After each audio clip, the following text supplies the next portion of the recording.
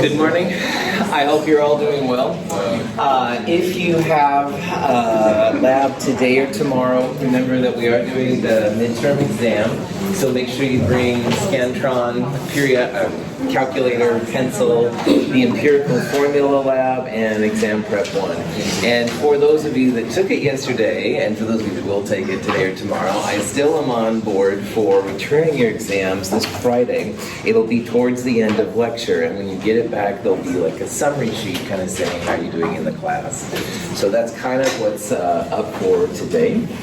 On Monday, we left off talking about Lavoisier, and this whole section now is on balancing a chemical equation.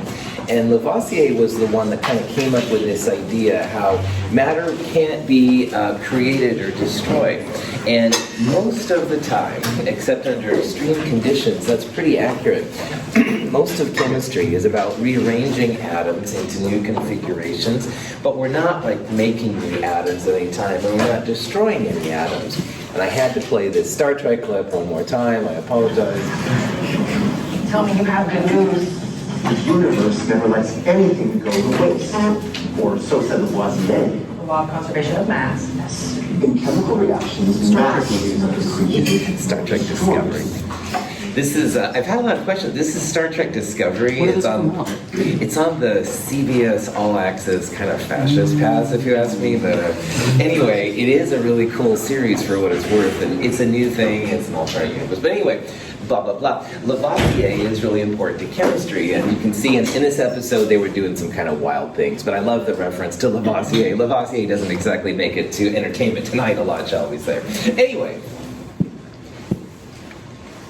When pieces of aluminum foil are placed in a beaker containing bromine, a violent reaction occurs.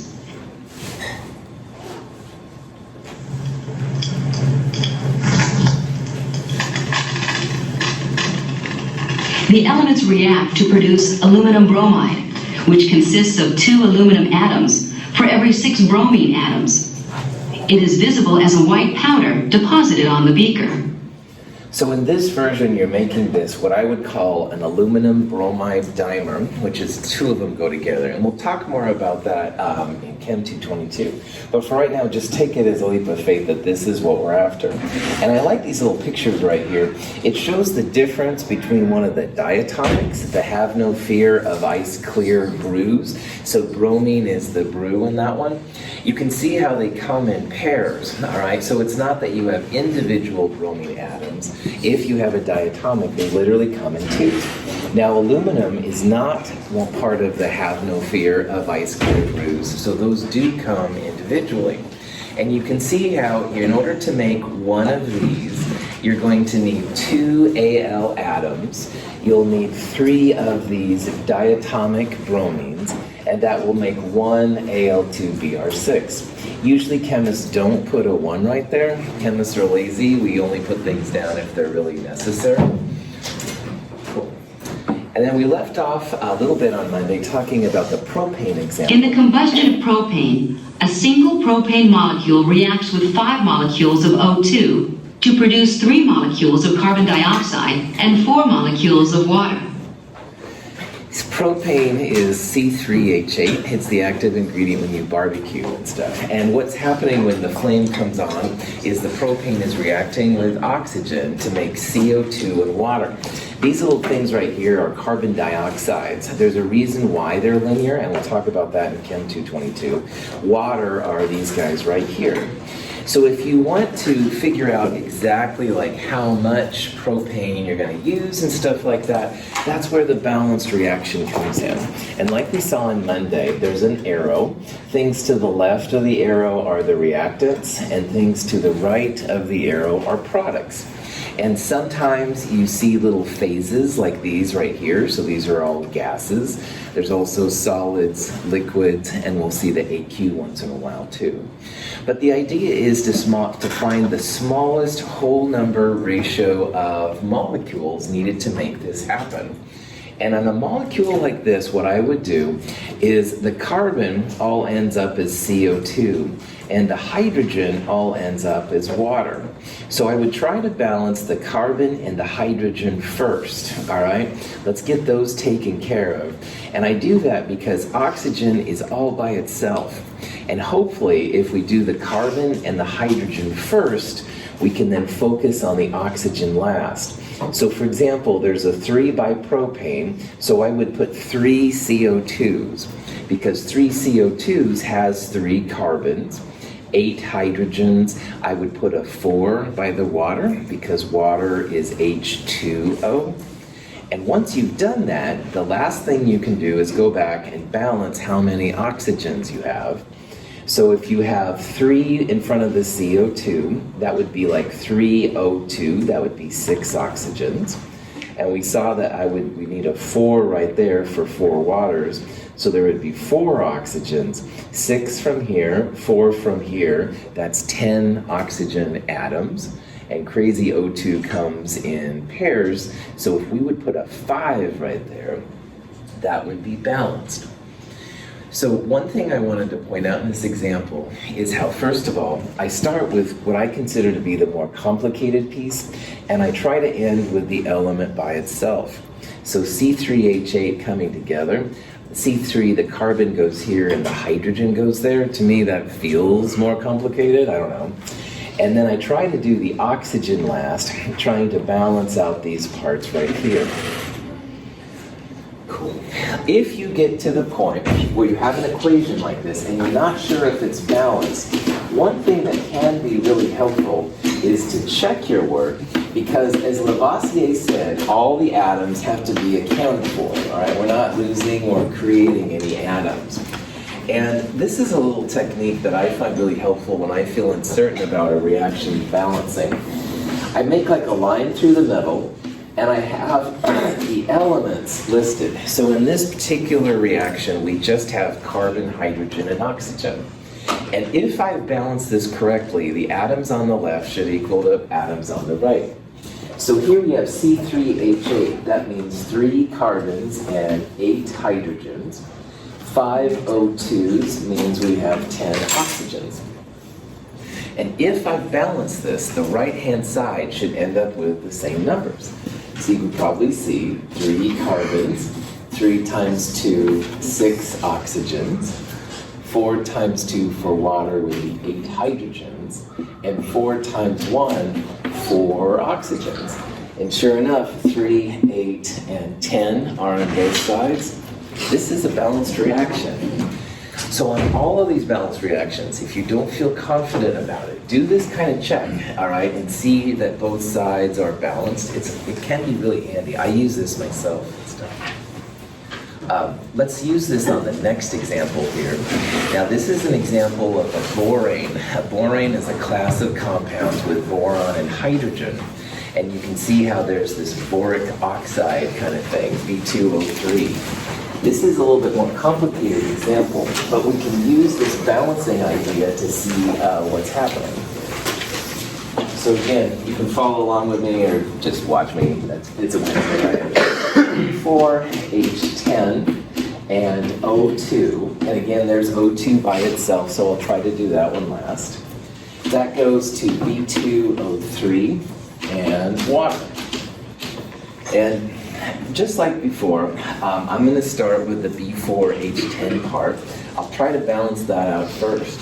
So knowing that I have 4 borons right there, what would be a good number to start with here by the B2O3? 2, right on. And we're doing that because we want the boron atoms to cancel. Another way to do this is you can start off by having BH and O. You can have 4 borons, 10 hydrogens, 2 oxygens right now. Initially we had only 2 borons, but by having a 2 there, that makes this 2 times 2 or 4. Now, I also have 2 times 3, 6, so my oxygen is messed up with a big surprise. 2 hydrogens and 1 oxygen.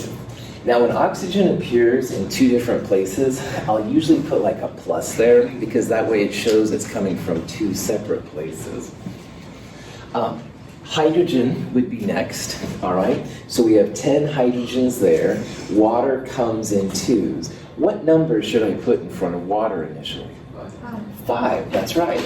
If you put 5, then I have 5 times 2, I have 10 hydrogens. And 5 times 1, I now have 5 oxygens, all right? So if you look here, all right, boron, check, balance. Hydrogen, 10 equals 10, looks good. Hydrogen, I have 6 plus 5, 11. And oxygen, fascist diatomic, comes in twos, all right? Now, when you get to this situation, when you have an odd number on the left and you have a diatomic on the right, it helps if you remember that 11 halves times 2 is 11. This is like a fraction thing, all right? And I put this up here not to remind you of the horrors of previous math classes, no, I mean the joys of previous math classes, but if I could put 11 halves right here, this reaction would be balanced, because 11 halves times the 2 oxygens, I'd have 11 oxygens on both sides. But in chemistry, it's a really bad form to use fractions unless explicitly given permission. And we'll talk about in a future chapter when this is okay. So if you get to this point where you have a fraction, what scientists will do is they'll multiply the entire equation by 2. Because in order to get rid of that 11 halves, we can multiply it by 2 to get 11. So I'm going to multiply everything through by 2. So 11 halves times 2 is just 11. This 2 will become 4. And this 5 will become 10. And at this point, you're probably like, oh, too many numbers. And I honestly feel the same way. So let's go back and see if this now is a balanced equation. So I'm going to count up the BH and O atoms on both sides. So I have 2 times 4, 8 borons, 2 times 10, 20 oxygen, and 11 times 2, 22 oxygen atoms. And on the right side, if we're good, then we'll have the same numbers over here. 4 times 2, 8 borons. 4 times 3, 12 oxygens.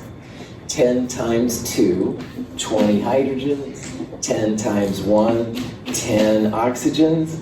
And 8, 20, 20, 22 equals 12. Oh, score. Let's double check.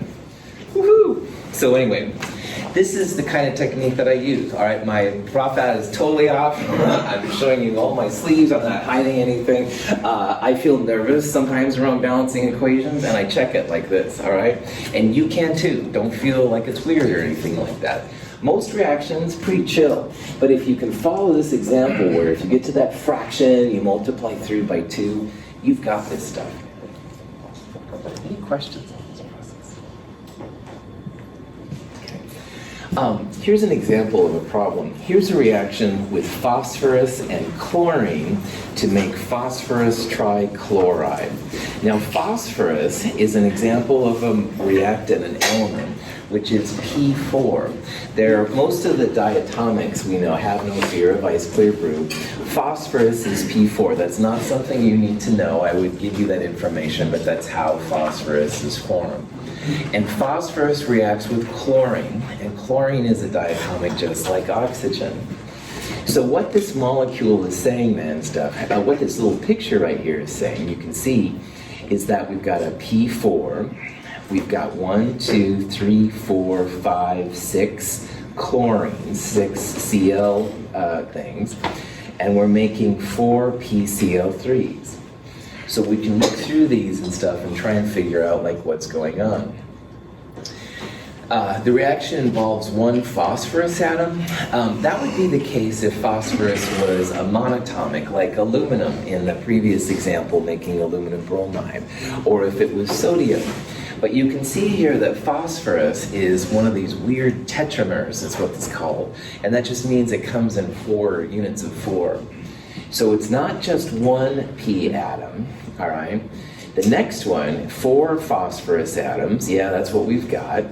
We have 2, 4, 6, 8, 10, 12 chlorine atoms in 6 Cl2 diatomics. and we're making 4 PCl3s. That looks right. So any questions on how this kind of stuff is working?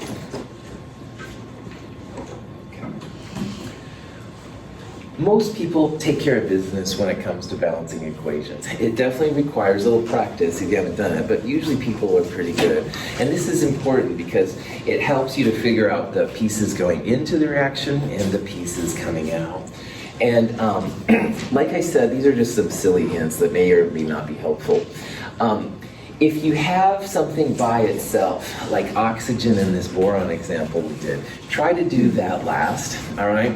If you have a compound with multiple types of atoms, that's usually a good place to start, all right? Do those things first. And the coefficients, the big numbers in front, they should always be the smallest whole numbers possible. So no fractions, but also if you had like 4, 22, 8, and 20, which would balance, you want to reduce those down to the smallest whole number. Scientists really are lazy, I kid you not, man. This one is important.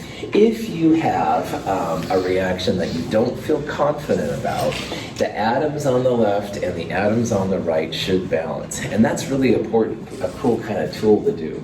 It doesn't take too long, but if you have the same numbers of atoms on both sides, you're good. And then finally, we'll talk more about this later. This isn't as important right now, but if you've done a good balanced reaction, the charges will balance on both sides. These molecules on both the reactant and the product side are neutral. They don't have a positive or a negative. But we're going to see later that if you have a reaction with a charge, the charges should also balance. And that's another nice way to kind of check yourself. Any questions? You probably didn't know the importance of this day to chemists. So we need to celebrate here real fast because today is Happy Mole Day, 6.022 times 10 to the 23rd. And chemists around the world, October 23rd is 10/23rd, all right? And from 6:02 a.m. to 6:02 p.m., chemists around the world celebrate. Sing with me. Happy Mole Day to you. You can sing along if you want to, to you. It's not hard to figure out the lyrics. Dear Students, Happy Mole Day to you. How many Adams. are you? I've seen this a few times. We won't watch the whole thing. Needless to say, on YouTube it goes on longer. I love little pictures and stuff along here. Yes. Happy Mole Day to you. Even our president gets involved How in this many one. moles So anyway, of hydrogen so you can see. are about Mostly avocados, alright, you can see chemistry's cool, alright, and the sun's good. Chemistry's fun. Okay, that's good for right now. So anyway, Happy Mole Day. There's a longer version of the video online. Anyway, Prof hat back on. I think it fell off there somewhere and got locked in the dirt or whatever. But anyway, the balanced reaction is really important to chemists. And I've been using this idea how a balanced reaction is kind of like a sentence. And in a sentence, I can give information to you about, a variety of things, and you can give information to me. So what we're going to do now is see the utility of these balanced reactions. So just like we have a proper format and stuff, stoichiometry is a word that you don't need to spell or even say correctly, but it's basically the study of amounts going in and amounts coming out. And the balanced reaction is super handy when you have everything balanced out. This conservation of mass and conservation of matter, which just means again that all the matter going in has to be accounted for on the way back out, is really handy. This is going to be, this next section, an area where the chemists get paid, all right? Because, the boss comes in and says, I want, 400 remote controls. The scientists are going to have to know how much plastic is involved and stuff like that. So you need to know what you're making, how to make it, how much it's going to take. We're going to look at this reaction. This is aluminum and oxygen creating aluminum oxide. And when you balance out the reactants and products, and I encourage you to do this on your own, you'll see that there's 4 aluminums and 3 oxygens to make 2 aluminum oxides.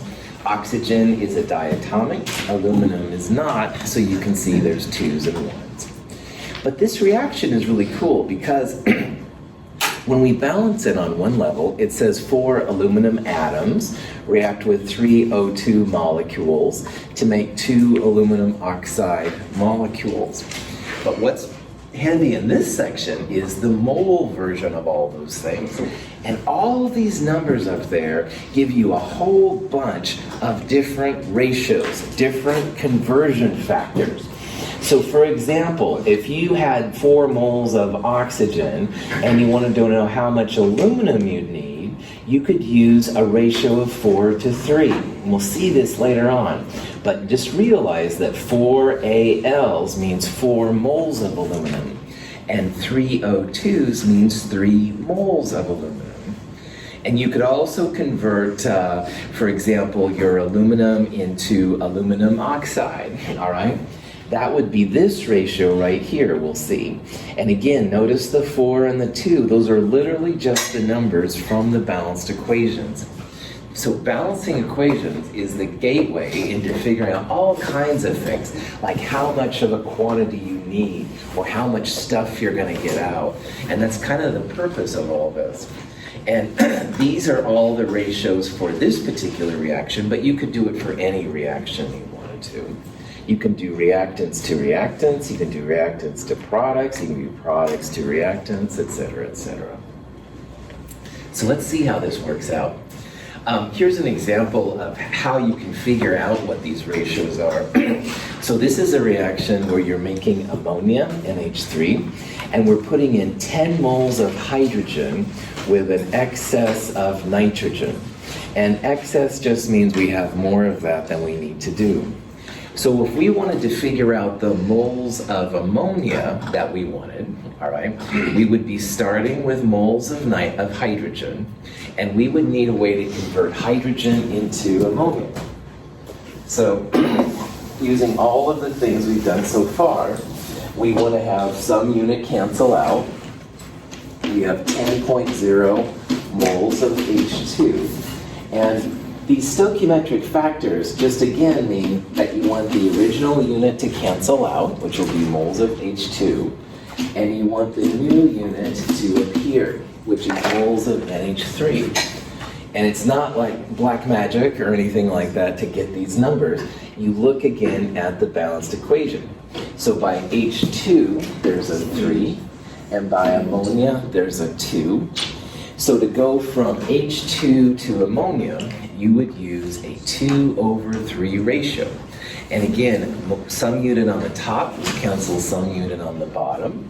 We'll have only ammonia left over. This is how you figure it out. It's all these dimensional analysis things again. All right, we're just seeing like a new use for it now. Yeah, Zeke? I'm just curious why only one of the reactants is equal to the product. Like why would you do both reactants at once? I'm just trying to understand why the mole of ammonia is equal to how many moles of hydrogen. You know what I'm saying? I'm going to make a guess to answer your question, but tell me if I'm wrong. Moles are not conserved. So the moles that go in are not equal to the moles that come out. So like here we have 3 moles and 1 mole, 4 moles, and we have only 2 moles on the other side. So in a balanced reaction, it's rare for those numbers to match. What does match those, Zeke, is that like there's 2 nitrogen atoms here, and there's 2 nitrogen atoms on that side. So the moles of atoms will always balance. That's the Lavoisier thing. But the big numbers in front will a lot of times be different. How did I do? No, I think that makes sense. Okay, all right. You, all of you can ask any question anytime, and Zeke, definitely you ask again, man. So your questions are not dumb, but sometimes my answers might be a little bit to be desired. Cool. All right. Here's an example we'll go through to see how this stuff all works out. Ammonium nitrate is a powerful fertilizer, and it has a lot of utility, but it also can be used for explosives and stuff like that. So let's say that we have a pound, which is 454 grams of this ammonium nitrate. And what we want to do is see how much dinitrogen monoxide and water will be released. So in this reaction, apparently, ammonium nitrate is breaking down to N2O and water. And along the way, we want to figure out what's called the theoretical yield of the products. So on a question like that, what is the very first thing we have to have? Balanced equation. Balanced equation. You've got to be able to see like what's going in and what's coming out of the reaction. So if you play with this around, ammonium nitrate, NH4NO3, and it's claiming that N2O and water are the products, which is cool. So you can see like there's 2 nitrogens and N2O has 2 nitrogens. There's 3 oxygens total.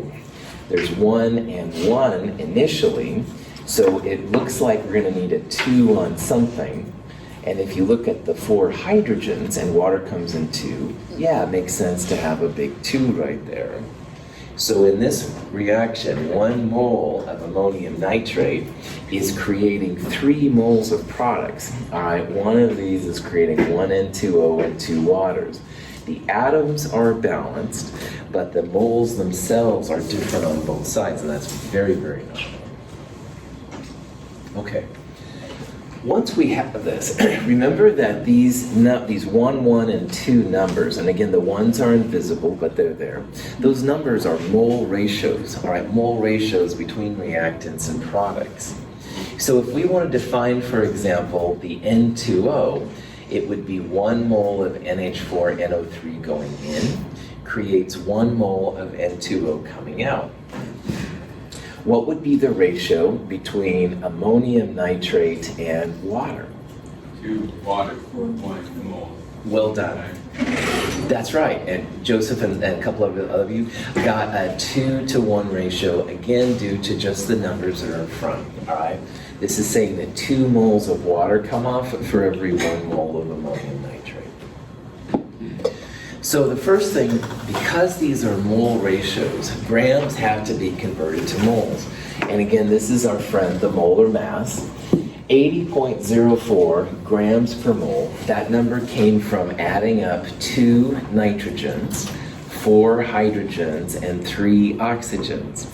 So roughly, nitrogen is 14 times 2 plus 4 times 1 plus 3 times 16, and you add all that up and do a better job with sig figs, about 80.04 grams per mole. So 454 grams is 5.68 moles of ammonium nitrate. And this is cool because all those numbers up there, again, are mole ratios.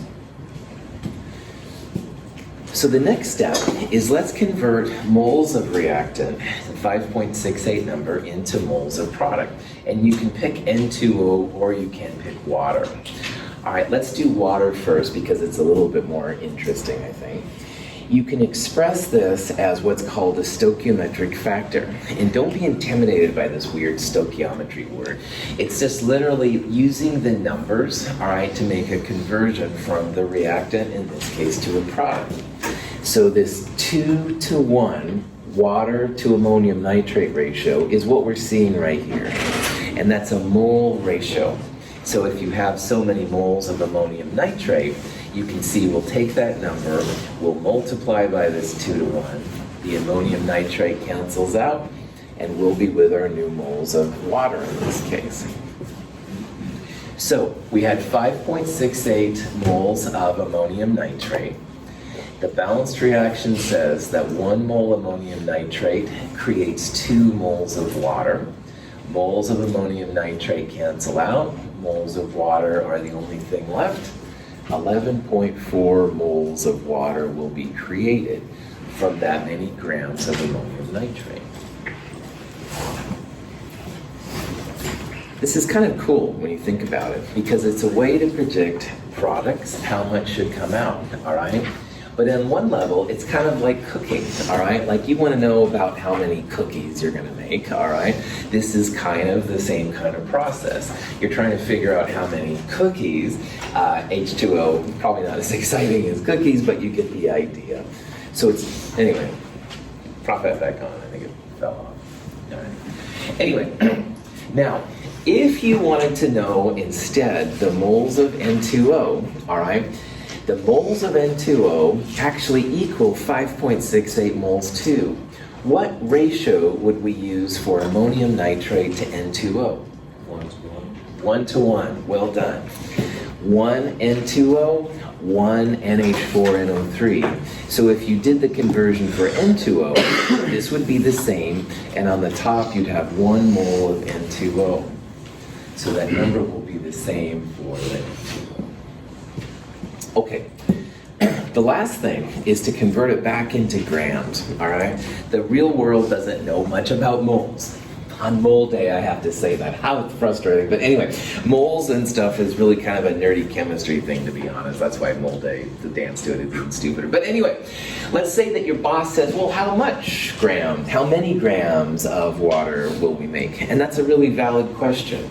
So what we're going to do is we're going to find a number here, so many grams. And this thing has a special name. It's called the theoretical yield. It's how much, in this case, water, we should be able to make. And we'll talk about all of these kind of hesitations I'm putting in here in just a second.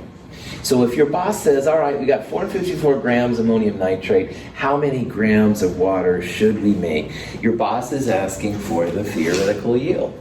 And all you need to do is take that previous mole number, turn it back into grams, but now it's for water. Water is about 18.02 grams per mole. 204 grams of water. So if this reaction goes perfectly, all right, then the theoretical yield is the amount of amount of product that should be made. So you can tell your boss that you'll be able to make up to 204 grams of water.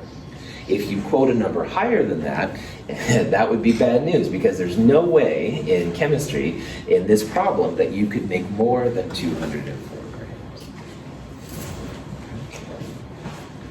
grams.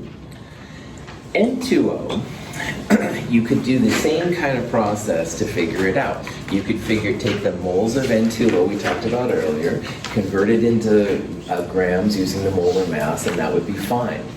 But I do want to talk about an alternate method.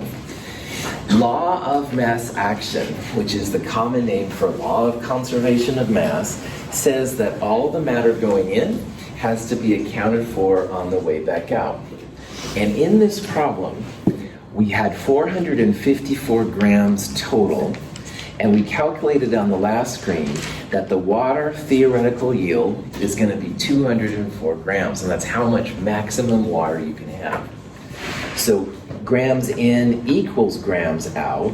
One way to find the N2O would be to take the total mass that you start with, subtract the water, and that number, which is 250 grams, that should be the theoretical yield of water, or N2O, sorry.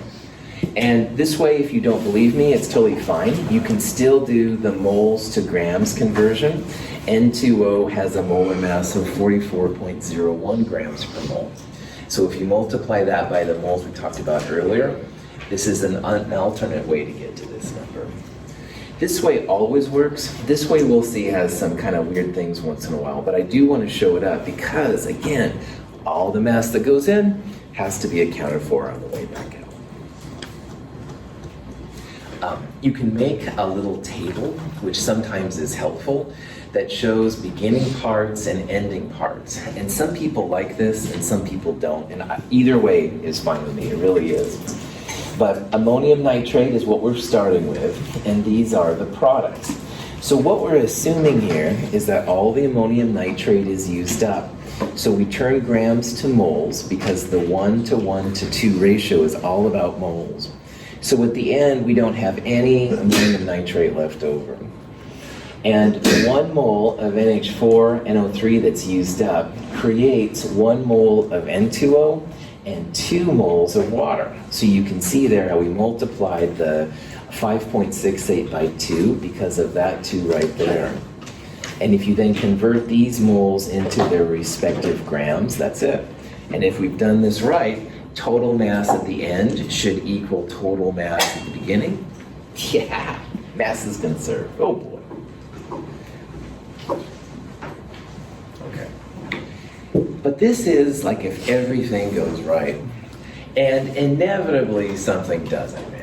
If you're making a cake, all right, or let's say cookies, all right, inevitably, like you'll be talking or on the phone and, oh, one of them falls on the floor and the dog starts licking it, you know, and you don't want to give them to your friends, assuming they're friends. So anyway, that cookie is lost, all right, or maybe one burns in the oven, all right.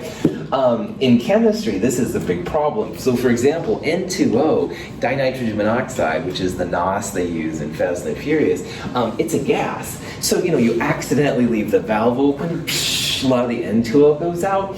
So just because you can calculate what the theoretical yield is, it doesn't mean that that's what you actually give out. So the actual yield in this example right here is only 131 grams, all right?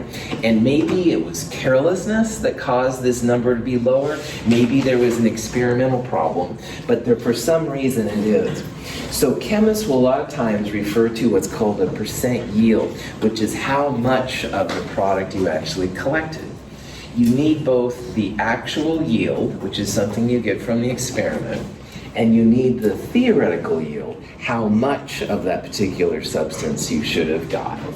So percent yield, actual divided by theoretical times 100%. In this problem, the theoretical amount we should have obtained was 250 grams, but we only got 131 grams. Turn this into a percent, 52.4%.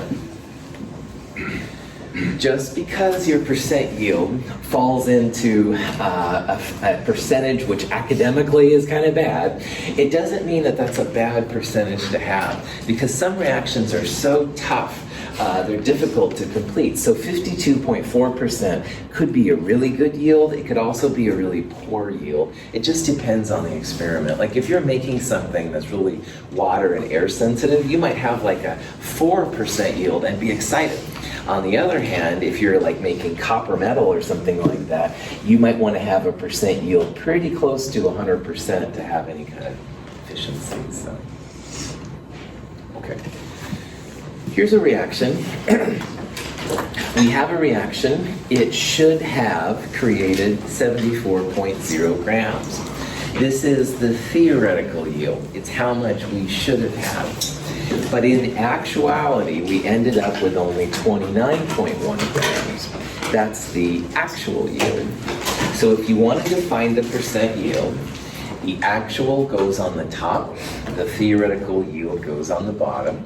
So 29.1 divided by 74 times 100 looks like it's answer E, about 39.3%.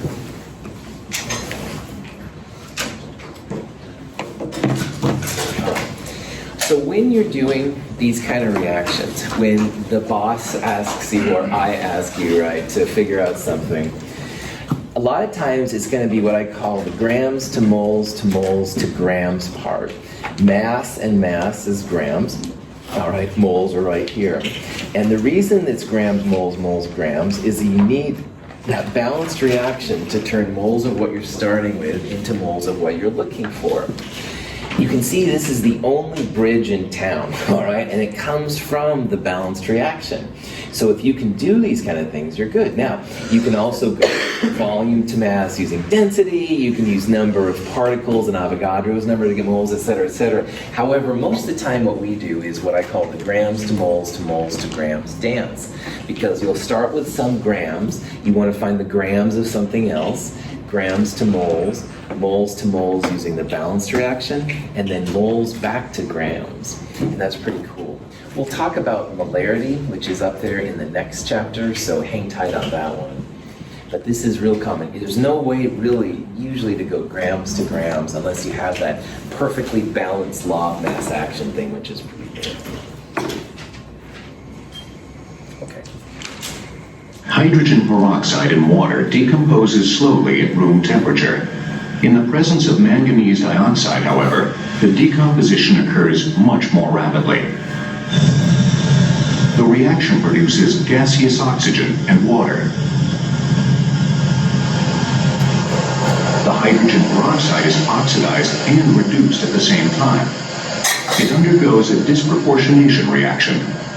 The manganese dioxide serves only as a catalyst and is not consumed in the reaction. If you've ever bought hydrogen peroxide at the store, it comes in a brown bottle usually and is supposed to be refrigerated. Hydrogen peroxide will decompose to water and oxygen, but usually it's fairly slow, and if you keep it in the brown bottle in the refrigerator, it lasts a long time. Did not know it was supposed to be refrigerated. I've never known that.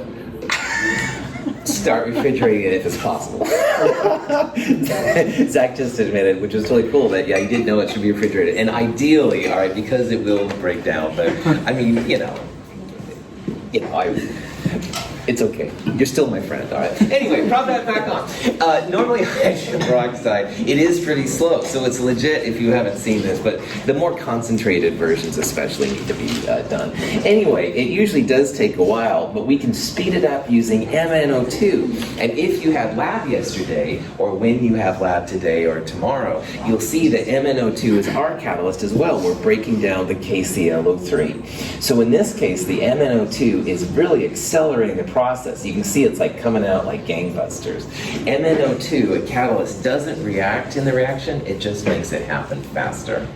So in this problem, 5 grams of H2O2 are being broken down into water and oxygen, all right? And here's another question, like how much O2, how much water can be obtained, stuff like that. And again, this is nothing more than another one of these problems, stoichiometry. Here's the balanced reaction.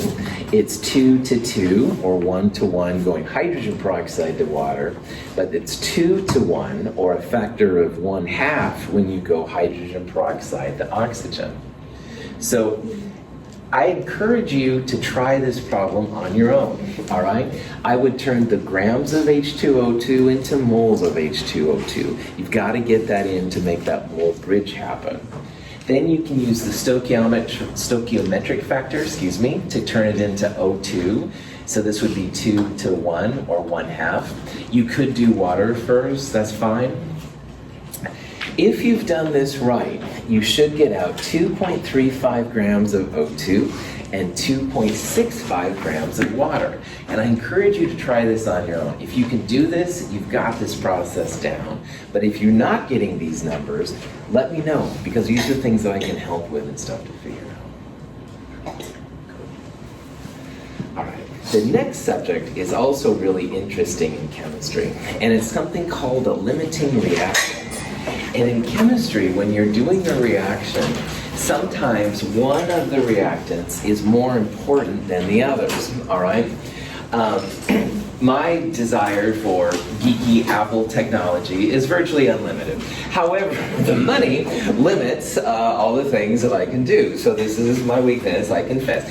You probably have your own thing that you're passionate about and stuff, but you just darn that money thing, and economics. But anyway, the money in those situations limits what you can get. And chemistry has something equivalent. But money sometimes is weird, so let's use the garden burger example. Now this is a cheesy thing, and officially it says hamburger patties over there. I'm a vegetarian, so I'm gonna put in veggie burgers, but you can put in meat burgers if you want to. But anyway, let's say that you and your friends come back after celebrating Mole Day with vigor, and you're really hungry for a ultimate burger. And in your world, the ultimate burger has a bun, it has 2 slices of cheese, and it has a veggie burger inside of it. So you and your friends raid the refrigerator, but I haven't made it to the store recently. So, you only have 3 veggie burgers, you have 6 buns, and you have a full pack 12 slices of cheese. Now, your friend says, oh, no problem, man, 6 buns, we're gonna make 6 burgers, all right? And your friend goes, yeah, 12 slices of cheese, 2 cheese per burger, we can make 6, but you're being astute and you realize, wait a minute, gang, 3 burgers, we can only make 3 of these ultimate burgers when it comes right down to it. So when you put all the pieces together, it's true, you only have 3 of these ultimate burgers. The burgers are limiting how many of these sandwiches you can make. You're going to have 3 buns left over, and half of the cheese is used up, so that means you're going to have 6 slices of cheese left over. This idea is what's going to happen in chemistry. You might have 2, 3, 4 reactants, whatever, but one of them is limiting your product, how much you can make. All right? And figuring out what that is really important. If you told your boss, for example, if your boss was at your house, oh yeah, no problem, I'm going to make 6 big burgers, and you only make 3, your boss probably wouldn't be very pleased with you. So as a chemist, you have to know the reactant which limits the product, all right? You have to know the limiting reactant. In our world, we'll call the 3 big burgers, we would call that the limiting reactant. It's limiting how much we can make. The buns and the cheese are both excess reactants. And the 3 cheeseburger, big burgers, whatever at the end, that would be the theoretical yield of these big burgers. I use this example because first of all it makes me hungry, and second of all it's kind of fun to talk about. But 3, it's sometimes weird talking about chemicals because, you know, don't eat my chemicals, please, all right? Anyway, but this one hopefully makes it a little bit. So think back to this example when we go through. Questions? Here's a reaction, nitrogen monoxide and oxygen, which is a diatomic, making NO2. Now, if you look on this little box on the left, these are the O2s, the red ones. And there's 1, 2, 3 O2s. And this is the NO, the blue is the nitrogen. So you have 1, 2, 3, 4 NOs. And if you just look at 4 NOs and 3 O2s, all right, you might think, oh man, NO, there's more of them, limiting. Not quite that simple, because the stoichiometry of the balanced reaction is going to be your guide. And if you look here, 2 NOs react with 1 O2 to make 2 NO2s. So you can imagine like these 2 NOs are reacting with this O2. That would be a 2-to-1 ratio. And these 2 NOs are reacting with this O2. That's a 2-to-1 ratio. But you still have an extra oxygen left over. So the thing that's left over is your excess reactant. So in this problem, it's O2 is the excess. And there's no NO on this side. It's all NO2. So the part that's gone is your limiting reactant. So NO is limiting, O2 is excess, NO is like the burgers in the last example. You ran out of them first, all right? And the oxygen here is like the buns and the cheese, like you had them left at the end. For this demonstration, we put 3 different amounts of zinc into the same amount of hydrochloric acid. At the end of the reaction, there is still some zinc remaining in the flask on the left. The reaction on the right did not generate as much gas because there was an insufficient amount of zinc. In the center reaction, the balloon inflated fully and all the zinc was consumed. The middle example here has just the right amount of zinc and hydrochloric acid. So you can see that at the end there's no metal zinc left over, and the balloon, which is indicative of hydrogen created, the balloon is as big as this one right here, but definitely bigger than that one, all right? And in this problem, you can see from the balanced reaction, 1 mole of zinc is needed for every 2 moles of HCl. In this one, there's no zinc and there's no HCl left. It's all hydrogen gas and zinc chloride. But on the left-hand side, we have an excess of zinc. So this is an excess of zinc with a limiting reactant of hydrochloric acid. On the right-hand side, you can see that there's no zinc left, but the bubble isn't very big. So that means the HCl, the source of hydrogen, hasn't all converted to H2. If it had, it would be just as big as this one. So in this one, the zinc is limiting. In this one, the hydrochloric acid is limiting. Zinc is the excess reactant here, it's left over, and it's harder to see, but you can use the balloon. HCl is the excess reactant there. Here are the actual amounts that you can go through and calculate. And these is the zinc, the grams of zinc, and this is the moles of zinc, moles of HCl. And if we've done it right, there should be 2 moles of HCl for every 1 zinc. This one right here is perfect, all right? No limiting reactant. But the other ones, we end up with these different factors that are a little bit crazy. Questions? All right, we'll do more of this on Friday. Have a wonderful day.